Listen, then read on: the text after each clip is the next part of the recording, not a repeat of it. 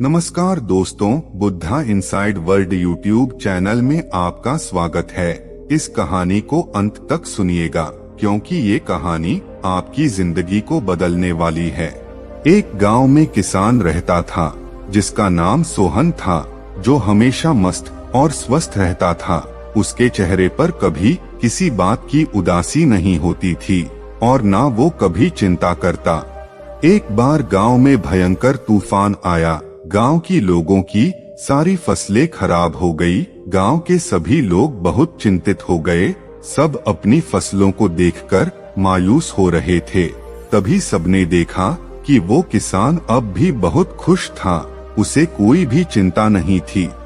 गांव के लोगों ने पूछा, क्या बात है सोहन, तेरी सारी फसलें खराब हो गईं, तुझे अभी भी चिंतित नहीं है, तू इतना खुश कैसे है? उसने कहा, इसमें उदास होने वाली क्या बात है?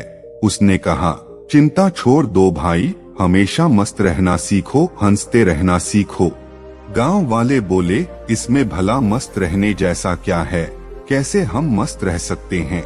हमारे तो नुकसान हो गया, फसलें खराब हो गईं, अब हम क्या खाएंगे? अपनी जीविका कैसे चलाएंगे? और इसमें भला हम कैसे मस्त रहें?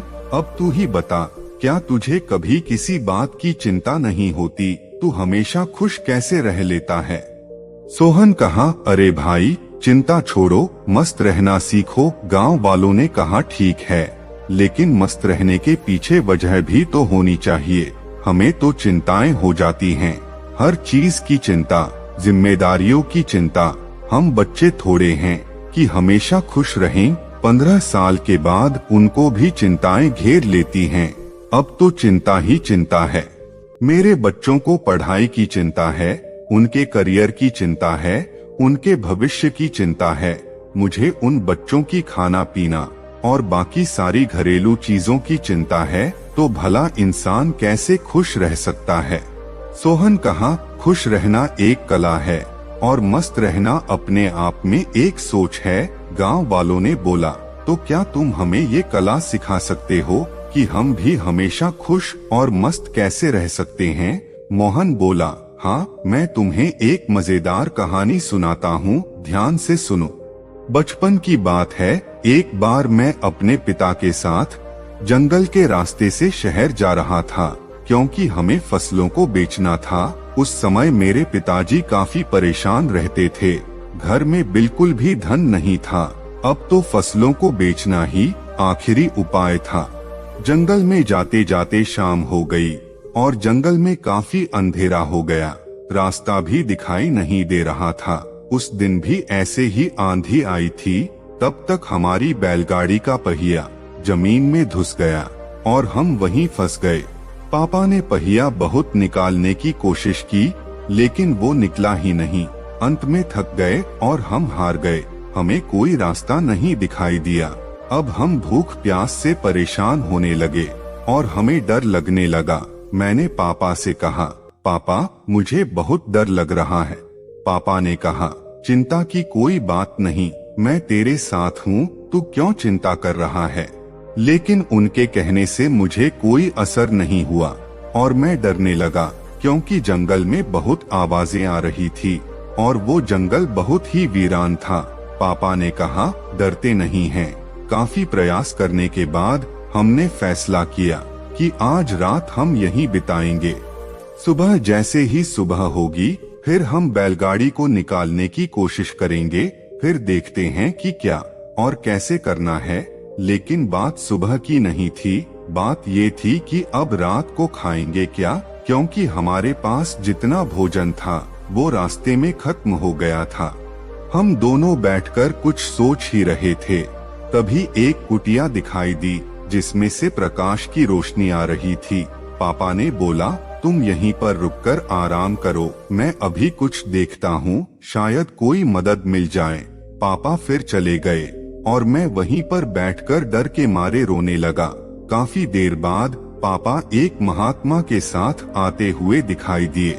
वो महात्मा बहुत ही दिव्य दिख रहे थे। फिर हम तीनों ने मिलकर जोर लगाया और बैलगाड़ी का पहिया उस गड्ढे से बाहर निकाल दिया। हमारी बैलगाड़ी बाहर निकल गई पापा ने उस महात्मा का धन्यवाद किया और हम लोग आगे चल पड़े। उस महात्मा ने हमें कुछ खाने को भी दिया था। मैंने पापा के हाथ में एक कागज देखा। मैंने पूछा वो क्या है, लेकिन पापा ने उसके बारे में कुछ भी नहीं बताया। अब हम आगे बढ़ चले। पापा ने बताया नहीं कि महात्मा ने हाथों में क्या दिया था। मैंने उनसे फिर पूछा, पापा हाथ में क्या है? उन्होंने बोला कुछ नहीं है, ये तेरे काम की चीज नहीं है। धीरे धीरे काफी समय गुजर गया और हम निकल गए। काफी वक्त गुजर जाने के बाद मैंने पापा से पूछा, पापा उस पत्र में ऐसा क्या था कि आप मुझे बताते नहीं हो? तब पिताजी ने कहा, जब मैं इस दुनिया में नहीं रहूं तो मेरे मरने के बाद तुम उस पर्चे को खोलना, लेकिन एक बात और याद रखना, उस पे लिखी बातों को तुम जीवन भर याद रखना और कभी भी भूलना मत। मैंने कहा ठीक है पापा।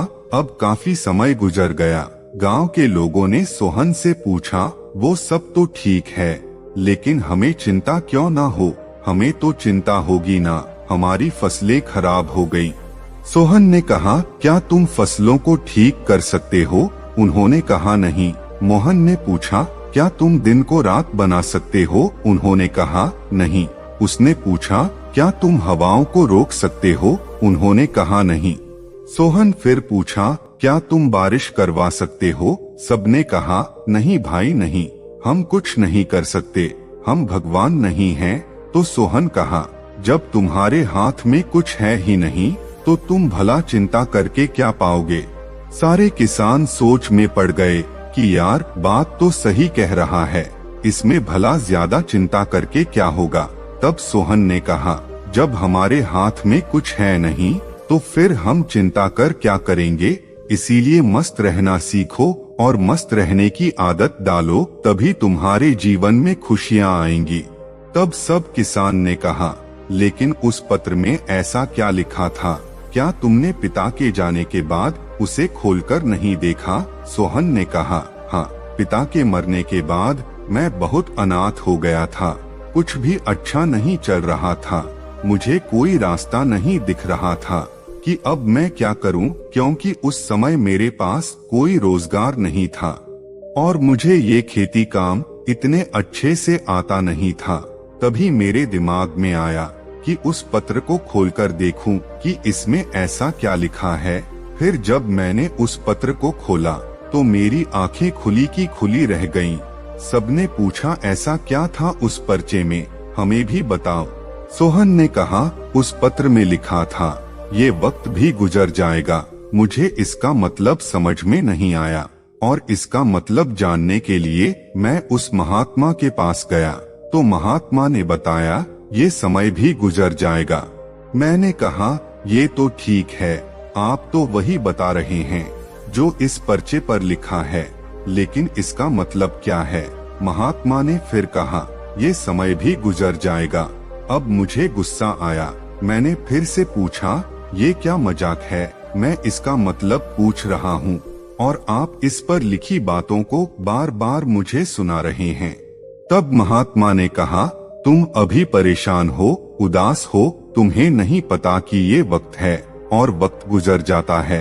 ये हालात ऐसे ही नहीं रहेंगे, कुछ समय बाद सब ठीक हो जाएगा, सब कुछ बदल जाएगा और ये परेशानियों के बादल हट जाएंगे। इसीलिए इन बातों को याद रखो, ये वक्त गुजर जाएगा, वक्त कभी नहीं रुकता, अच्छा हो या बुरा, जैसा भी हो, वक्त गुजर जाता है। तुमको चिंता करने की कोई आवश्यकता नहीं है, तुम बस खुद को देखो, अपने हाथ को देखो और बस मेहनत करते रहो। धीरे धीरे वक्त जैसा भी हो, समय बदल जाता है। गौर से देखो, तुम्हारे हाथ में कुछ भी नहीं, तुम बेमतलब में फालतू की चिंताएं कर रहे हो और फालतू की मुश्किलों को और बड़ा बना रहे हो, जो किसी भी तरह से हल नहीं होने वाली। वक्त अपने आप गुजर जाता है, इसीलिए जो तुम्हारे हाथ में है ही नहीं, उससे भला चिंता करके क्या मिलने वाला। इंसान को चाहिए कि वो सब्र रखे हर वक्त में, हर परिस्थिति में, क्योंकि जिसके पास सब्र नहीं वो कभी भी चैन से जीवन जी ही नहीं सकता। चैन से जीवन जीने के लिए इंसान के अंदर सब्र का होना जरूरी है, और सब्र तभी आता है जब इंसान इस बात को याद रखेगा कि वक्त गुजर जाएगा। तब से मेरी जिंदगी बदल गई और मैंने इस बात को जीवन भर के लिए याद कर लिया। अब जो कुछ भी होता है मैं चिंता नहीं करता, बस मेहनत करता रहता हूँ, कोशिश करता हूँ कि चीजों को ठीक कर सकूं। लेकिन जो मेरे हाथ में है ही नहीं, मैं उसकी चिंता करके भला क्या करूं। इसीलिए मैं अब मस्त रहता हूं और लोगों से यही कहता हूं कि मस्त रहो, स्वस्थ रहो, ज्यादा चिंता मत करो और ज्यादा सोचो मत। जीवन चल रहा है, जीवन गुजर रहा है और जीवन गुजर जाएगा। तभी सभी गांव वालों ने सोहन की हर बात को बारीकी को समझ गए और सभी लोग सोहन को धन्यवाद करने लगे कि आज हम लोगों को चिंता ना करने और मस्त रहने की कहानी सुनाई, इसके लिए हम लोग तुम्हारे आभारी रहेंगे। और इतना बोलकर सभी गांव वाले खुशी से घूमते हुए अपने अपने घर को चले जाते हैं। दोस्तों, हमें यकीन है कि इस कहानी से आप लोगों को बहुत कुछ सीखने को मिले होंगे। आगे और भी ऐसी कहानी देखने और सुनने के लिए वीडियो को लाइक करें, अपने दोस्तों को शेयर करें और इस चैनल को सब्सक्राइब करें। धन्यवाद दोस्तों। बुद्धाय नमो नमो।